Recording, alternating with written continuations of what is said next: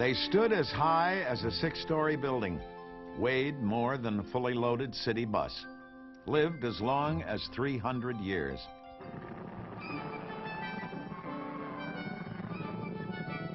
Contrary to the roles Hollywood assigned them, they were the most vital, intelligent, and highly developed creatures the world had ever seen, and they ruled for 140 million years. And then they vanished. Long before the time of the earliest humans, the dinosaurs had disappeared as completely as though they had never lived. What killed the dinosaurs? Were they just the first examples of planned obsolescence? Could they have been the victims of extraterrestrial forces killed by a blow from outer space? Could the death of the ruling race of dinosaurs, now 65 million years in the past, contain a warning for another ruling race, our human race, about our own future? After all, the dinosaur struggle for survival couldn't have anything to do with modern problems, things like nuclear winter, the greenhouse effect, or acid rain. Could it? Or were there survivors of the great dying, survivors of the dinosaurs, living among us?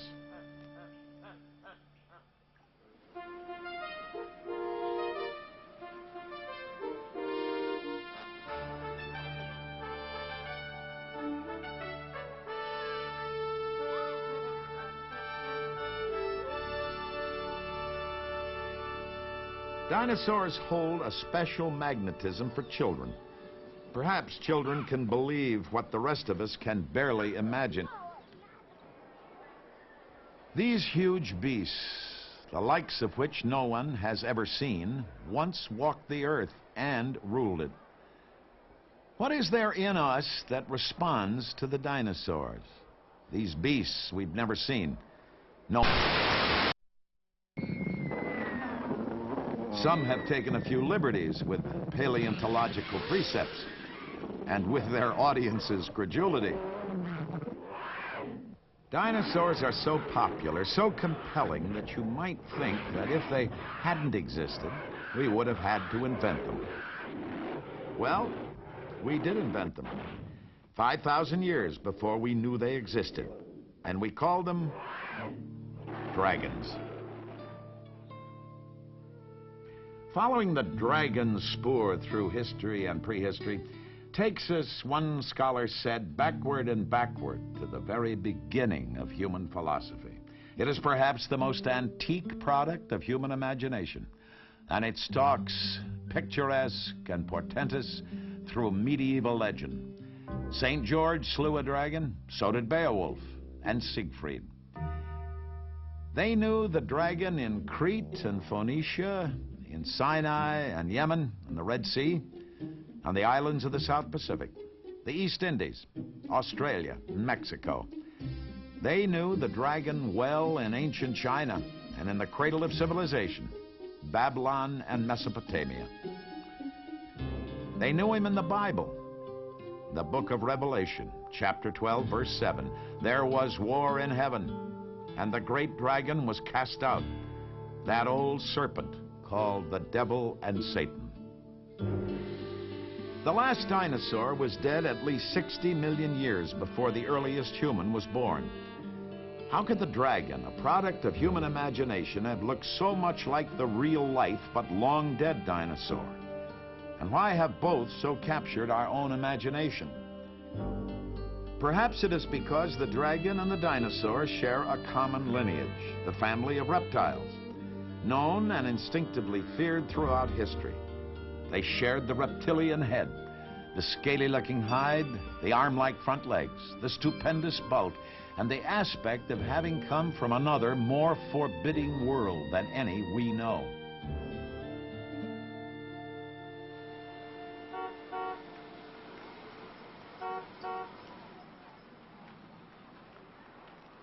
Come with us back to the world of the dinosaurs. A world created by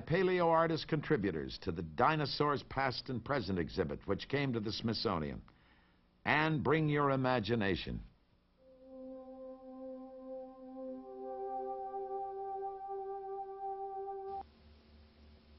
A different time. Think of the time since the dinosaurs lived more than 200 million years ago, as if it were a single year. Today would be New Year's Eve, 12 midnight, on the last day of the year. It was January 1 when the first dinosaurs appeared on the Earth. They roamed and ruled the world most of the year, until September 13th, when they vanished. Not until December 12th did our earliest ancestors, the great apes, appear. And not until December 30th at 2 in the afternoon did early humans make their entry. Neanderthal man came on December 31st at 10 till 10 at night. The Ice Age ended at 1/4 till 12. And O.C. Marsh dug his first dinosaur with just 15 seconds left in the year. And it was a different world. There was no ice at the North or South Poles. North America, Europe, and Asia were still connected when the dinosaurs came. The American West, the arid west of Martian Cope, was a subtropical basin, not far inland from the warm, shallow sea, which covered what is now the Great Plains. Look at that different world the dinosaurs knew. It is a brown and green world, where there were no flowers to greet the dinosaurs. And listen, you'll hear insects. 30-inch dragon southwest in about 200 million years was populated by creatures that mounted a fearsome-looking arsenal of plates, spikes, and armor. But all their weaponry and heft were no more than the best offense, a good defense, against the deceptively slim and graceful predator Coelophysis, just 6 feet long, including 3 feet of tail, and weighing no more than 100 pounds. Coelophysis could never have won a frontal attack against its much larger prey. But the weight of the grazing herbivores became a liability when pursued by the speedy and long-legged Coelophysis. And a complicated set of jaw muscles and serrated teeth could open wounds from which a stronger adversary would bleed to death.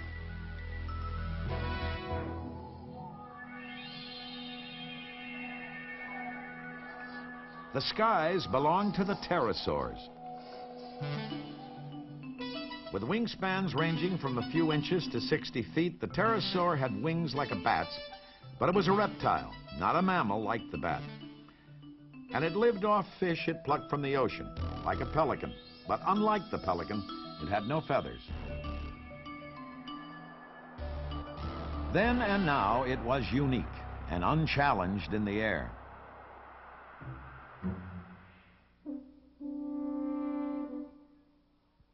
For sheer size and bulk, no animal that walked the earth ever rivaled the giant sauropods. Diplodocus, Brontosaurus, Mamenchosaurus, and the rest.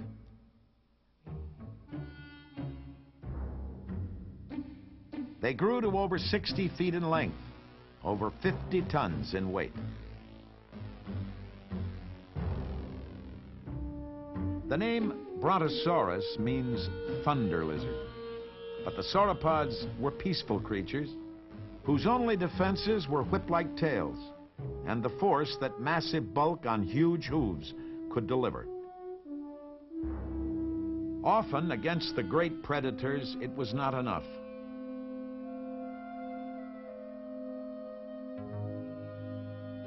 Long necks and a taste for vegetation, at a rate of about half a ton a day, led Diplodocus and Brontosaurus to forage among treetop foliage.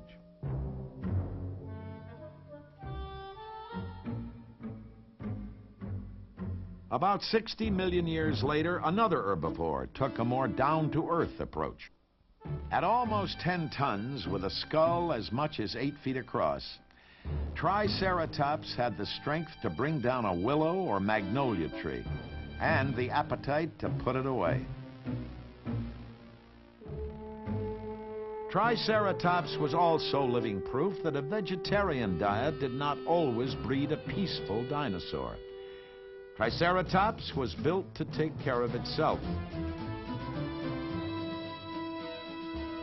Over each eye, a 4-foot-long horn. A third horn grew above a powerful beak, like a giant snapping turtle's, covered by an organic substance which kept it sharp. Protecting its powerful neck, an armored collar of bone covered by tough, horny skin. At speeds of 20, 30, maybe even 40 miles an hour, no land animal ever born could take the charge of Triceratops at full gallop, including Tyrannosaurus rex. Dead 65 million years, T-Rex's reputation precedes it. In life, its ancestors preceded it, including some unlikely forebears, dating back from the delicate and bird-like Coelophysis, 6 feet and 100 pounds, through Megalosaurus, 30 million years later, a 30-foot, 1-ton predator. Through the Allosaur, up to 40 feet and 4 tons. To Tyrannosaurus, 20 feet and 5 tons of fully evolved speed, strength, and predatory belligerence. As the product of more than 100 million years of evolution, the Tyrannosaur was one of the deadliest predators the world has ever known. Close-set, forward-facing eyes gave Tyrannosaur something earlier predators had lacked: depth perception.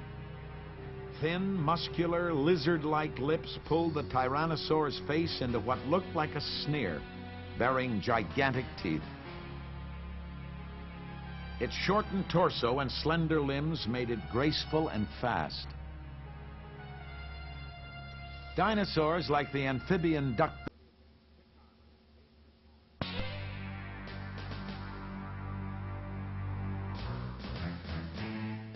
The scene has been portrayed hundreds of times, but it remains thrilling, Thacker has written.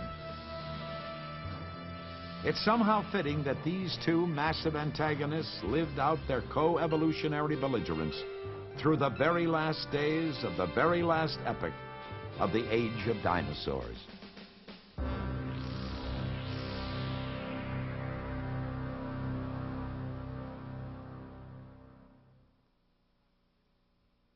The Dinosaurs Past and Present exhibit was a showcase for a different kind of artist. Artists who paint what neither they nor anyone else has ever seen. One of the best of the dinosaur artists, Eleanor Kish, the creator of a remarkable alloy of science and art, has come to the Smithsonian to create her next masterpiece, a new mural for the Museum of Natural History. I've got this 150-foot mural that I've got to do, and the scientists have given me the pictures of the bones. They've showed me throughout the museum where the bones are, and I could measure them.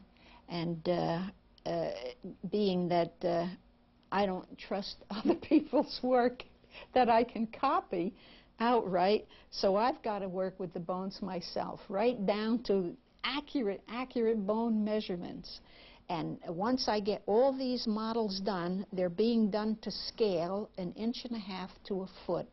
And I'm going to pose these creatures all in a row in exactly the positions we want. We want some of them diving down to eat the other. It's all eat and be eaten in that world under the sea.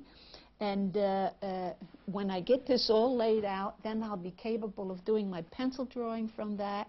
From there, I go into a 1.5 inch scale painting of the mural exactly the way it's going to be painted. And from this, then I enlarge that 1.5 inches to a foot on